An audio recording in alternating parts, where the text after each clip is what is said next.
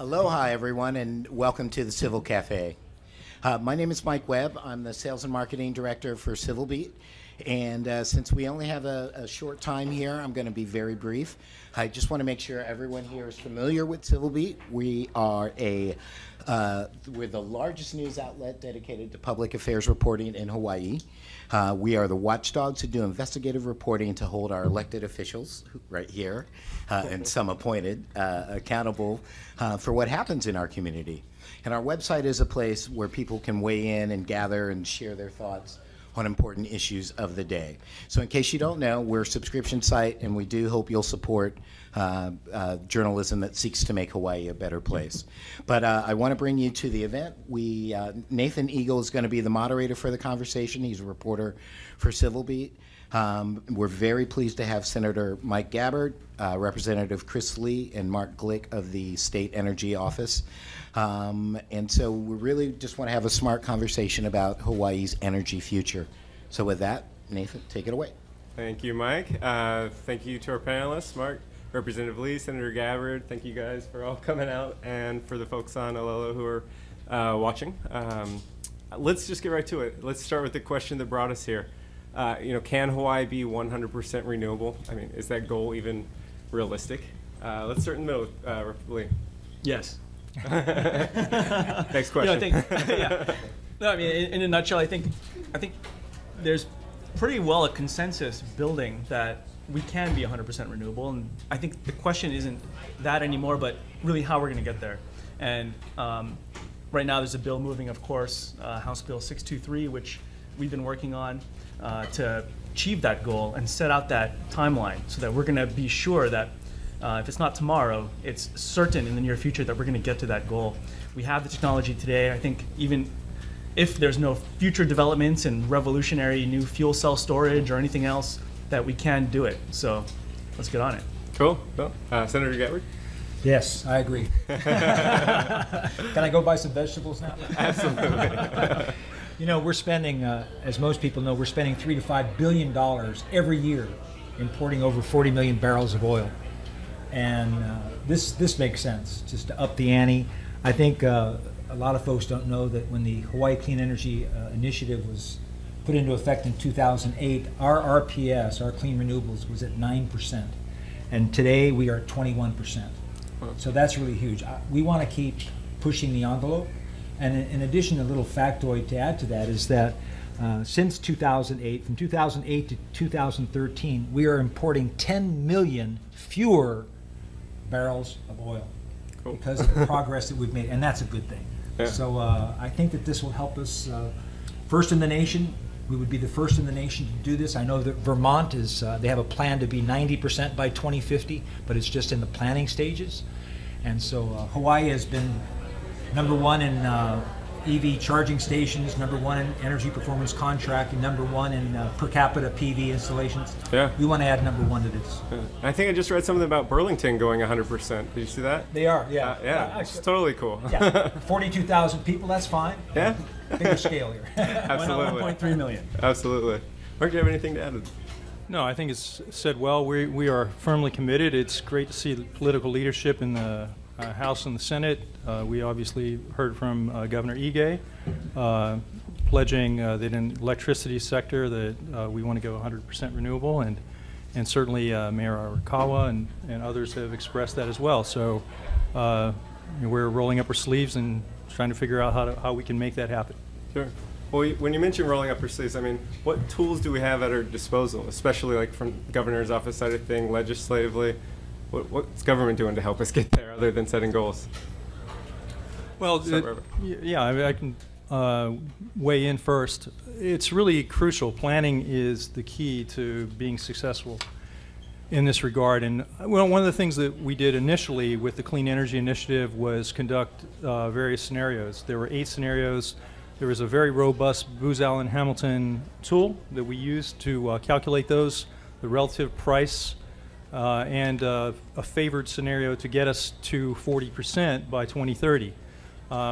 We got our hands on an upgraded model of that same Booz Allen Hamilton model, and we hired the head of the rate department from San Diego Gas and Electric, who's now part of our staff, who will be modeling various scenarios to help us get down there, down the road. What about legislatively? Well, legislatively, I think, fortunately, the House and the Senate work so well together that we've got consensus already. I think the bill's going to go. Always. But, the legislature has a responsibility for setting the long-term goals that the administration implements, that the Public Utilities Commission ensures the utilities make progress toward. And I think right now there is more support for going from 70% renewable to 100% than there was a decade ago, going from 9% to 70. I mean, you had, I think, skeptics at the time who said, maybe this isn't the right thing to do, maybe we're not going to get there, maybe it's not going to save money. But the one thing we have seen since then is that even by the utilities' own admission just several years ago, that our renewable portfolio standards, right now we're at roughly 21%, but even prior to that, when we were at 14%, that was saving over $68 million a year for local consumers. And that's something that is only going to get bigger and bigger the closer we get to ending our dependence on expensive imported oil. Sure. One of the bills that I'm very enthusiastic about is Senate Bill 1050 about community-based renewables, and this is going to help us get there. I don't want to botch this by saying it's going to pass, but we are very, last session we got this close. We were at a conference and I could see that Rep. Lee was in the ear of Rep. Luke at the conference table, and I was talking to now Governor Ige, and we were hoping that by the 6 o'clock deadline it was going to pass, but it didn't quite make it. This year, community-based renewables, I'm very hopeful that it'll become a reality. Basically what it is anyone can hooey up and buy or lease some solar panels on a solar farm or whatever, and then they can get a credit for that toward their electricity bills. The best example I like to use is Rifle, Colorado. When I first became aware of this a couple of years ago, they have an 858 kilowatt system near the airport there at Garfield County Airport with 3,500 panels, and those panels are owned by Jimmy's Pizza, a Montessori school, and a whole bunch of families and individuals. And however many panels you own, that subtracts from your monthly electricity bill.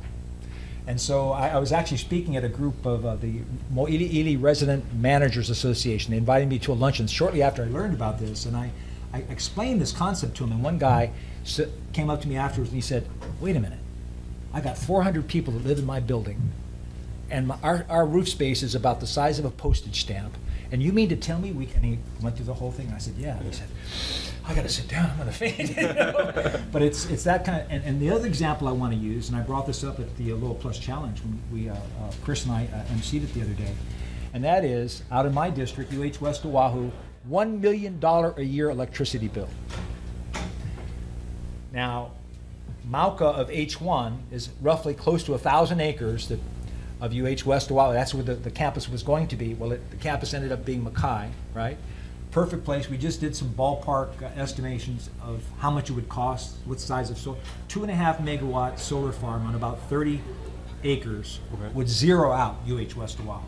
And this community-based renewables bill, when it passes, will play right into that. So yeah, we're very excited about it. Because that is such a major initiative to help us get towards 100%, I do want to weigh in on that as well. I mean, Representative Lee, Chair Lee, Chair Gabbard have really been leaders on that issue, along with Representative Lowen and others who recognize the benefit of it. It will allow, let's assume that half of our residents in Oahu are renters. This will allow you to place let's say a large PV array in a area where you don't have circuit limitations, and be able to plug that in, and people can buy shares in that interest and basically offset their utility bill with that solar. That gives us a great opportunity to solve one of the biggest problems that we face. So we can't, that's our #1 priority from the State Energy Office standpoint, and these guys are the champions of it, and hopefully we will get it passed. And believe me, we've heard this from our constituents, from renters. 40% of the folks here rent in Hawaii, right? Okay. So they're looking at all the homeowners and saying, wait a minute, I want some of this action here. why can't you, so it's a fairness issue, right? I mean, ultimately. Yeah, it's equity. There are two other things, too, that I want to point out that I think we've all been working on that are really driving this whole push. One, as Senator Gabbard said, we've been working on a bill for some time to deal with the UH system. It's House Bill 1509. And this is something that is going to take the $40 million annual electric bill for the UH system that's paid for by student tuition and reduce that to zero over time. So it sets a target by 2035 of being the first university in the nation to be completely self-sustaining, generating its own power. And so you're not only going to save students that $40 million in tuition costs every year, but on top of that, you're going to save taxpayers a ton of money because, as everyone knows, if you've been to the university, it's got $500 million in structural upgrades that are needed to update the 1960s era infrastructure. And so the state's going to have to make those investments regardless. And we're going to have to do that. But instead of just putting money back into rebuilding those, what we're going to do is leverage something that we'd worked on a couple of years ago, and Mark's really been a champion for, using private investment money to pay for the energy upgrades for those buildings, which will reduce the cost of buildings by 15 or 20%. Wow. So taxpayers, let's say it costs $1 billion to get us there. That's $200 million that's saved.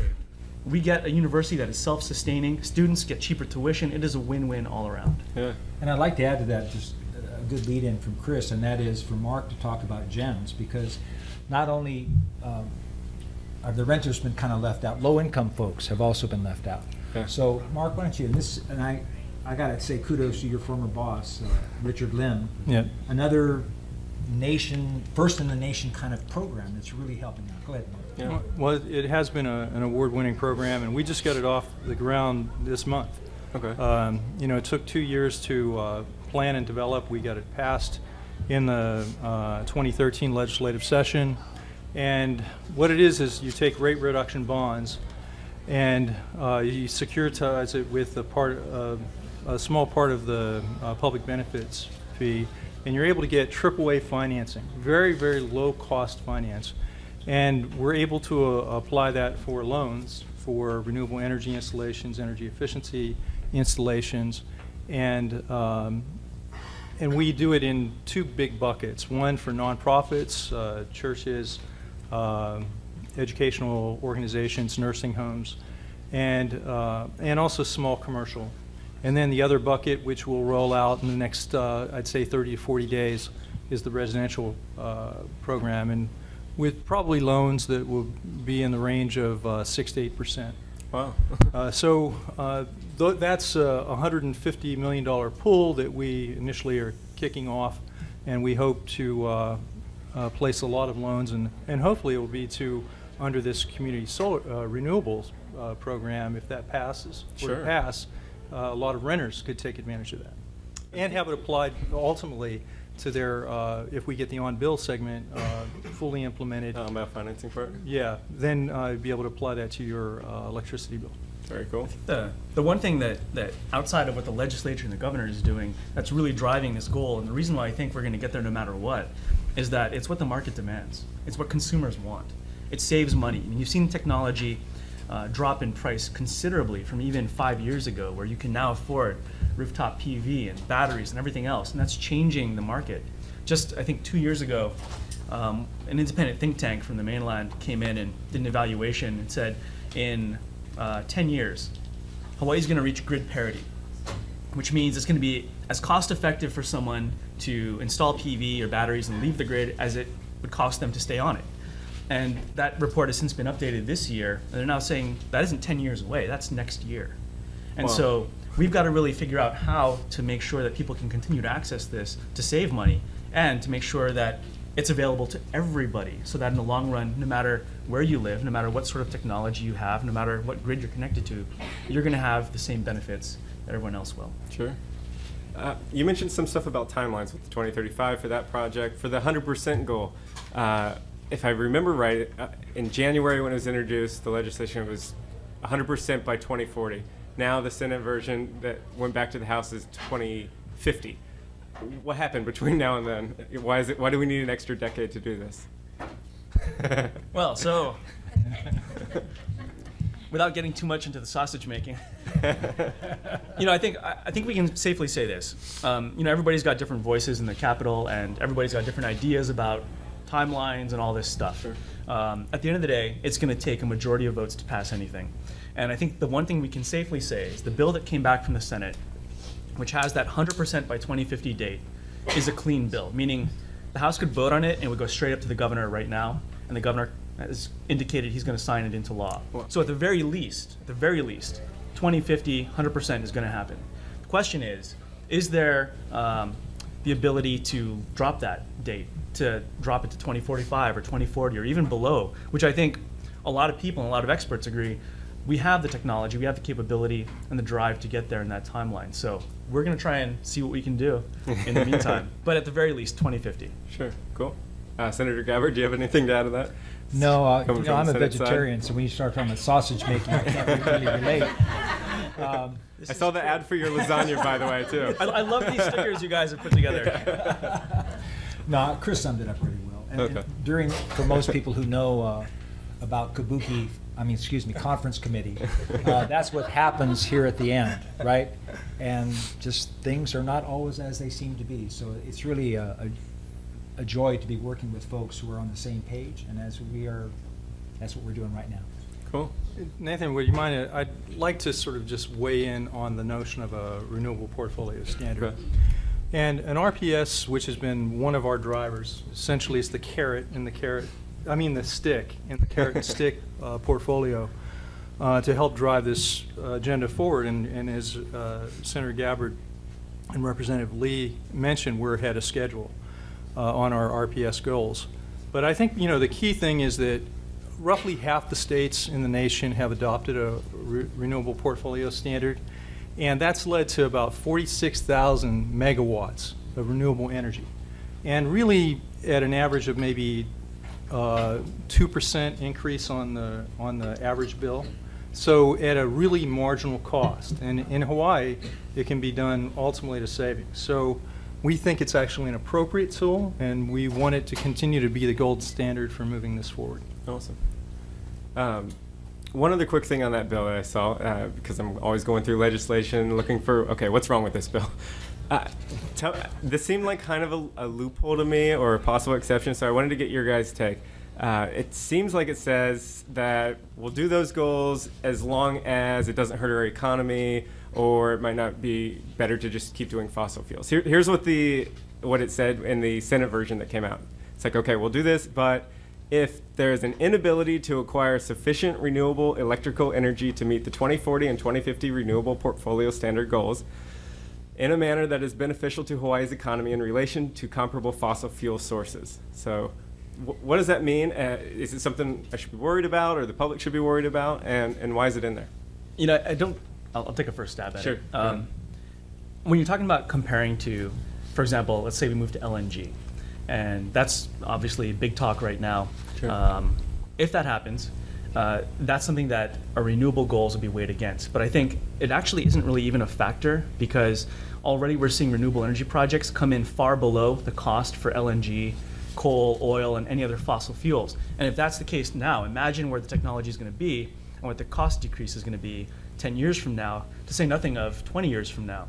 So I think in terms of a comparison to fossil fuels, there's no comparison. Right. We're already beating them. Got it. Senator Gabbard, do you have anything to add? Well, since that provision was added by the House, I'll let Chris take the responsibility for that. I don't recall writing that. But no, he's right. I mean, that's one of the things in dealing with this legislation, is that we don't know. The technology is changing so rapidly, you don't know what's going to be happening. For example, I've been following ocean thermal energy conversion, OTEC, for many years. There's a pilot project going on at the Nelha on the Big Island, and whether it's that technology or some other kind of technology that comes online, it's going to have an effect, and that's why that provision is in there. Yeah. Any observations? What the bill does is set up a two-tier system. You mentioned the aspirational part of the goals. So the 70% and 100% goals have that caveat that you mentioned. The existing goals at 2020 and 2030 do not. So those are what are driving the near-term investment, and those have penalties associated with them. But the bill also shows what the state's general will is to move towards these ultimate goals. So I think having them both present in a bill is appropriate. Okay. But it is important that you maintain certain hard goals that don't have that caveat to help drive investment, and we still have that at 2020 and 2030. Okay. With all this renewable talk, I would think I would be remiss to not bring up NextEra and how they might figure in. So there's that $4.3 billion deal on the table for NextEra, if you guys missed the news, to buy Hawaiian Electric. What are the benefits, disadvantages of NextEra coming in achieving 100% renewable?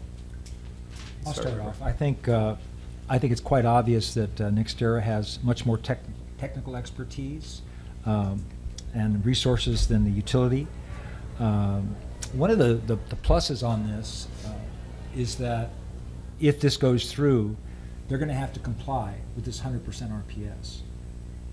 Who knows? They may not want to be that aggressive on the RPS. Sure. So that could play into this. Sure. But so far, I'm just kind of waiting to see how things play out. I don't have all the facts yet, and that's sure. So I'm not taking a position for or against. Okay. I do think obviously the PUC has this ball in their court right now, and over the next 6 or 8 months, they're going to be coming to some sort of decision on the issue, whether it's HECO or NextEra, or let's say a public option that pops up as well. I think everybody's going to have to meet, as the senator said, that 100% goal and our RPS standards and everything else. The question is how they decide to implement and how they want to get there. Is it a question of a model where you're doing large-scale projects that everyone essentially buys into, or is it allowing more distributed generation, giving people the choice if they want to put solar on their roof and get off the grid or whatever it is? That's really the crux. And the question is ultimately who pays. And there's, I think rightfully so, the PUC is going to be doing their due diligence and really trying to dig into this. There's nearly 30 interveners in the case who are going to be doing their due diligence, asking tough questions and hopefully getting some answers. And I think the one thing that we have to keep in mind, and this is just me talking here, but the PUC has, through this whole process, and everybody else has to assess whether or not the new utility, whether NextEra is capable of meeting these goals, whether they're capable of achieving everything that they're talking about, and quite frankly, everything that's expected of them. But there's a separate question too, which the PUC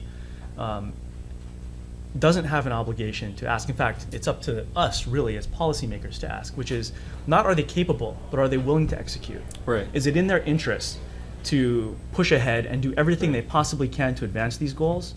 Or, as we've seen in other places and other utilities as well, is there going to be pushback because there's protection of an existing business model that has existed for the last 100 years, to which there's no real answer as to how you adapt that to this new energy paradigm? And that's the question I think that is sort of on the sidelines, that you won't get out of the PUC per se. It's not their obligation to ask it, but that certainly plays equally important a role, I think, in determining whether or not the utility, whether it's NextEra or anybody else, is going to be able to meet the standard and in what time frame. Sure. Do you have anything to add?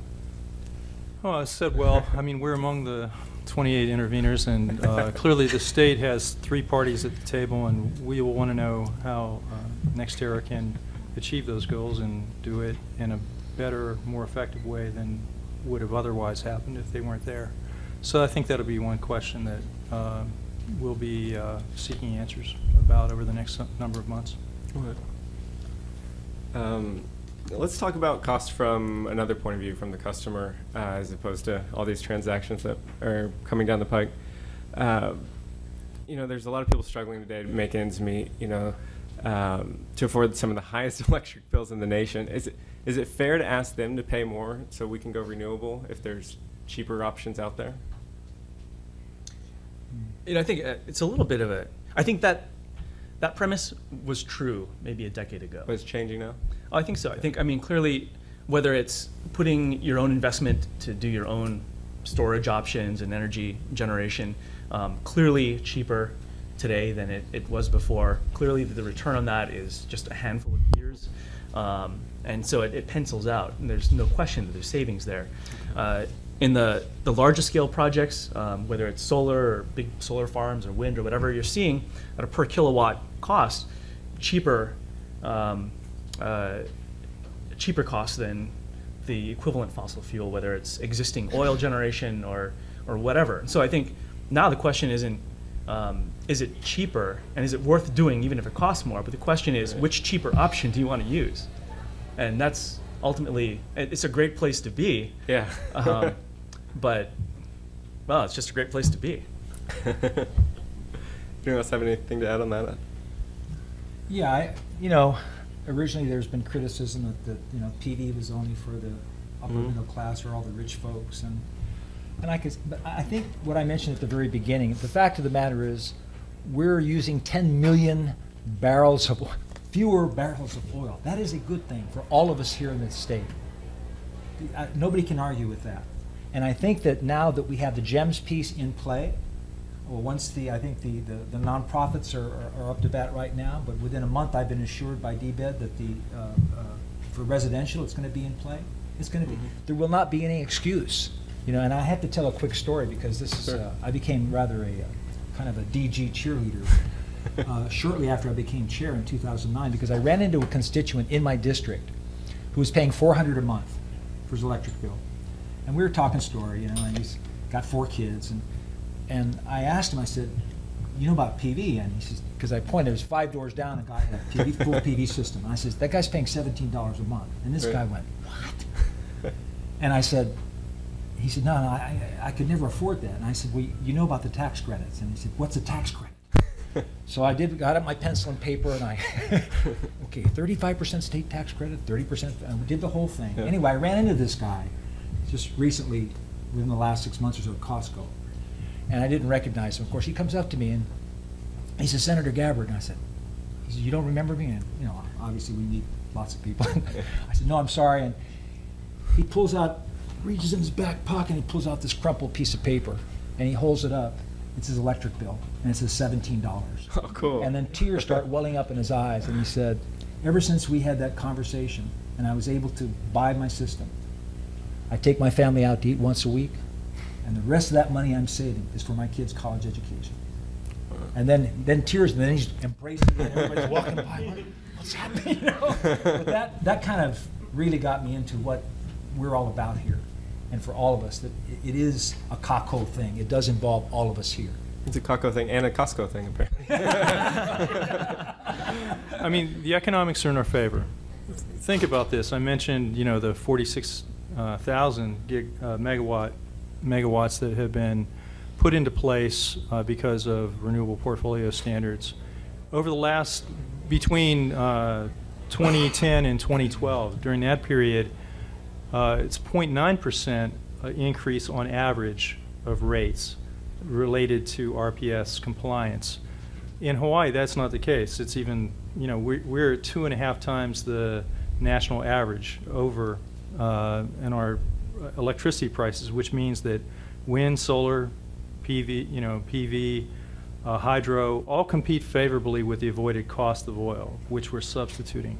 So the truth of the matter is that this is a net savings to our customers, and it's 1/5 of the picture today. When it gets to be half, or it gets to be 2/3 of the picture, you will really realize it over time. So, there's obviously a lot of grid costs and so on that will have to be that will help strengthen and build, I think, the network to be able to make this much more robust. But ultimately, we see it as a net positive for our economy and ultimately a better thing for ratepayers. I would say there's a lot of focus, obviously, on installing the next best technology and whatever that is, but there's still so much efficiency that can be done to save money, and that's a huge part of achieving our energy goals. Even right now, we have a bill that we were working on earlier this year that would take a condo, for example, where you have 100 people living in it. Right now, they're all billed under 1 meter. And so there's no incentive for any one condo owner to actually be frugal and save the electricity or shut the door when the AC is on. And so by switching that to individual meters alone, you're saving, in some cases that have switched over already here in Hawaii, you're seeing between 10 to 26% savings for those apartment owners. And that cost, even if they didn't want to save that and just reinvest it in PV or something off-site or community solar or whatever, that pays for itself. And this is something that there's so much potential for because there are so many large buildings, especially in this area, that are still on this old style, everybody just pays one big bill. And everybody sort of loses and pays more for it. It's incentivizing, right? Yeah. But the second thing, oh, sorry. No, go ahead. No, say the second thing is I was really glad because Senator Gabbard said he's going to tell a story. I hope it wasn't the one that he tells every time about how he drives a Leaf and I drive a gas guzzler. But I bring that up because, I mean, transportation is 2/3 of our energy, and that's not covered by our renewable portfolio standards, but it is something that we all pay for regardless. But when you do have more efficient transportation options, it not only saves you money, it saves Senator Gabbard money, but it ultimately opens up opportunities to save money on the electric generation side, because you can now use those cars to load shift throughout the day so that everybody can now charge their cars, let's say, when electricity is cheapest, when there's the least amount of load. And so as a utility, what that means is you can start to look at where your spikes are throughout the day and charge accordingly so that you can then make use more efficient and basically lower cost through incentives over time. So that as an individual homeowner, I'm going to want to make use of energy when it's lowest cost. And so I'll run the AC then, or I'll charge my car then, or run the laundry then. And there's a lot of savings that can come out of that. Yeah, every time I run into Chris in the parking lot, he's lusting after my blue Nissan Leaf. And I actually just looked at my watch, and it was April 15th in 2011, 4 years ago today, when I drove it off the lot. Wow. First new car that our family has bought in over 40 years. Got over 53,000 miles and saving over $200 a month. This is the stuff that really gets me. I still pay, what is it, $3 a gallon now? Senator, you mentioned something about DG earlier. I was wondering if we could talk a little bit about that. First of all, maybe break it down. Where's that debate going? What's going on? Well, is there a debate going on? I don't think there is. I think one of the close to heartbreaking things that happened was back in September of 2013, and the folks who have been involved, whether you're in the solar industry or homeowners or whatever, is when HECO came out with their directive saying no more DG no more solar PV unless you had their permission. And they were concerned, about circuits being overloaded and the grid reliability, et cetera, et cetera. And I remember Chris and I, we called a briefing, an informational briefing back then, because we wanted to hear firsthand from HECO and also from the solar industry. And if you'll recall, when we were after, I think that time there was about 1,000 people that were in the queue. I mean, these are people who have purchased their PV. They're waiting to flip the switch. And now they're like in this limbo land and figuring out, how am I going to pay for my PV system and continue to pay my $200 a month electric bill or whatever it is? Right. And after that meeting, at the end of that meeting, I said to HECO, I said, look, 1 month we're going to call another meeting, and I want you to sit down with the solar guys and come up with a solution. First of all, the very first thing is, what are you going to do about the queue? Those 1,000. Right. A month later, we came back together, had the meeting, and it was very interesting because both they got rid of they figured out a way to accommodate those 1,000 people that were in the queue. But what happened at a smaller meeting before the briefing was that the solar guy stood up, one of the spokesmen from the solar guy said, Senator, I'm glad you brought us together, told us to sit down and talk story, because we didn't realize some of the intricacies that were involved for the utility. And then the HECO spokesman stood up and said, yeah, we didn't realize that the solar guys had these, having to do with inverters and all this other stuff, technical stuff that I had no knowledge about. And I remember just, wow, these guys have not even talked to each other, on an issue that involves, affects all of us. And so my understanding now is that they're talking more on a regular basis. I know, it's not fantasy land. All the issues have not been solved, but at least they're talking, and at least we're moving back in the right direction. Sure. In fact, just recently you had the end of a study, which was the culmination of many studies, looking at what are those capacity limits on the grid to be able to interconnect people. And what they found was all these technical issues that have been cited for so long really aren't holding back the ability for people to interconnect. And so you see the ceiling increase just recently basically doubled. The amount of people on a given circuit at any given point, a particular point, can double. And that's, I think, telling, because what the report also suggests is that that's still only a quarter of what could be ultimately put in place. So I think there's a lot of bandwidth left. in almost every community to be able to continue to interconnect people and expand the opportunities for DG. But on top of that, what's really exciting is not just putting in more solar, but it's solar with some sort of storage capacity, because what that does is that's a game changer. Right. To be able to not only produce your power, but store it, use it appropriately when you need it most, reducing your own bill, but also contributing to the grid when the grid needs it. You know, we had the situation, what was it, like 6 months ago, where everyone's watching the game and all of a sudden the power went out. Right. because one of the large centralized generators went down. My dad almost went crazy. Well, I missed the game. But we can start to avoid situations like that by truly creating a smart grid where all these different generation and storage inputs can talk to one another, and you can better manage capacity, which will allow more people on the grid to begin with generating their own power, and that'll change the way that power is priced for everyone, and it's a benefit for everybody. On top of that, it's a benefit for the utility. And the thing that, and again, it goes back to that little story I told, was that it was that study that was done by NREL. It was partially funded by one of the solar companies, partially funded by HECO. And did the government kick in some money for that study as well? Yeah. So there it was, CACO, people joining in, and you came up, oh, you mean 120? It could be 250? Oh, yeah, you know. So it was that kind of thing that really needs to continue to happen in order for us to reach our goal of 100%. Cool. Well, distributed generation obviously is a key to solving the puzzle and getting to maximize our resources, our indigenous resources, to get to 100%. But it's one of the portfolio issues.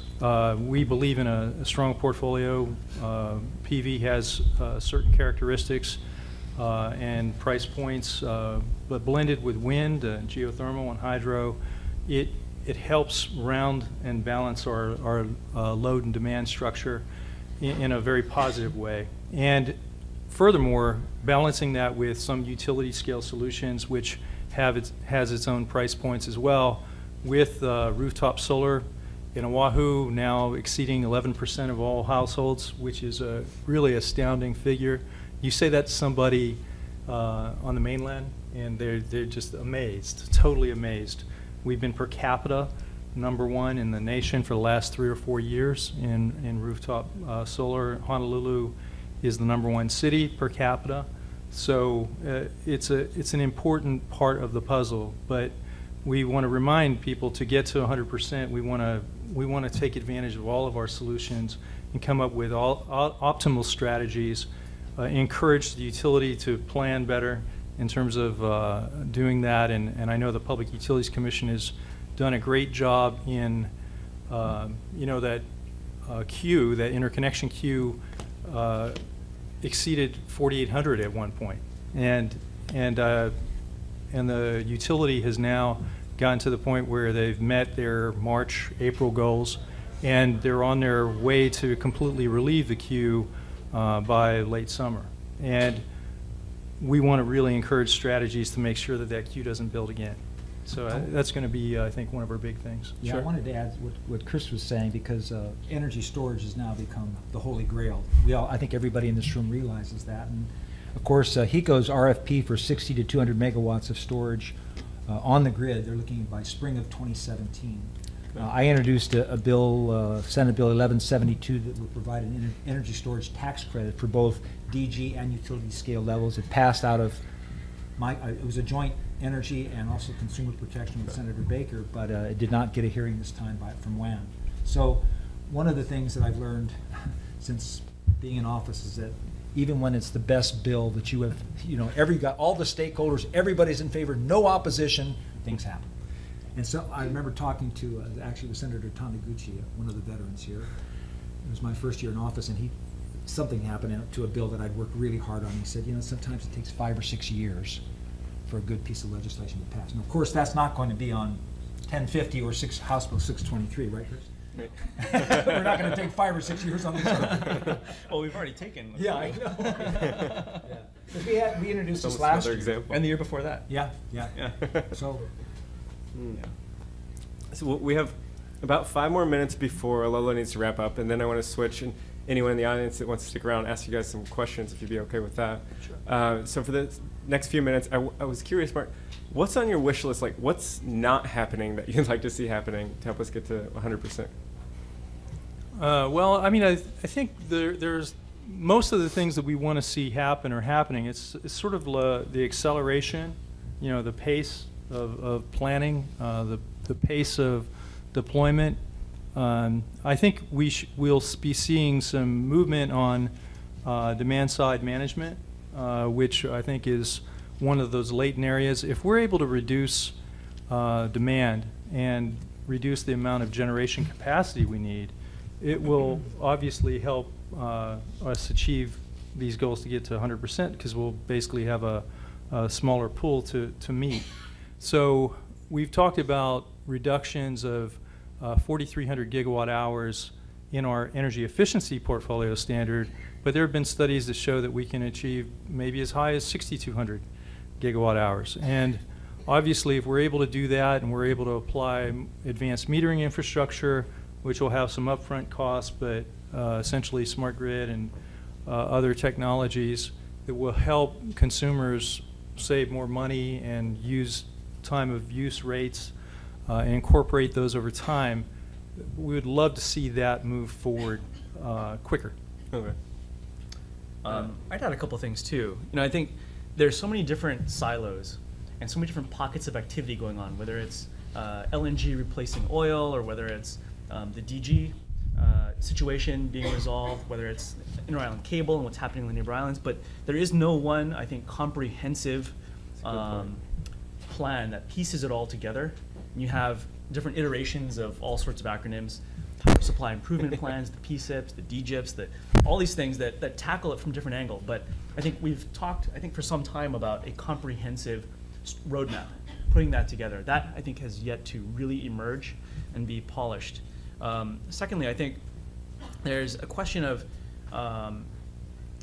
uncertainty right now that I think we just need to get past, because with NextEra potentially waiting in the wings and everything just up in the air this particular year, there's I think a lot of hesitation that's just generally in the air out there that I just kind of feel. Yeah. So once we can get past that, I think there'll be a lot more progress. But I think part of that includes looking at the long-term plans, not just from how we're going to get to 100%, but what that's going to mean for local residents, and ultimately, who's going to bear those costs? I mean, are we going to have the continuation of HECO, of NextEra, or public utility, which some of the neighbor islands are looking at right now? And I think that's something that can be a bit of a game changer, because you theoretically, in some sense, remove some of the hesitation on the part of the utility to look out for the interests of ratepayers without having to compromise to meet the interests of shareholders, off in Florida or somewhere else. So I think that's part of the discussion that ultimately will certainly play a role, but we've not got there yet. Sounds good. It's a good point to let Mike, if you don't mind wrapping up for us real quick. Is Mike still here? He's right. Yeah, Mike, you want to wrap up real quick for us, or you want to go ahead?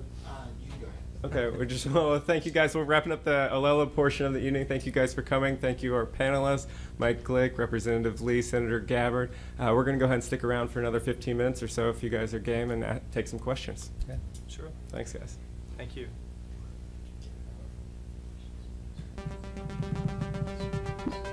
All right, we're good.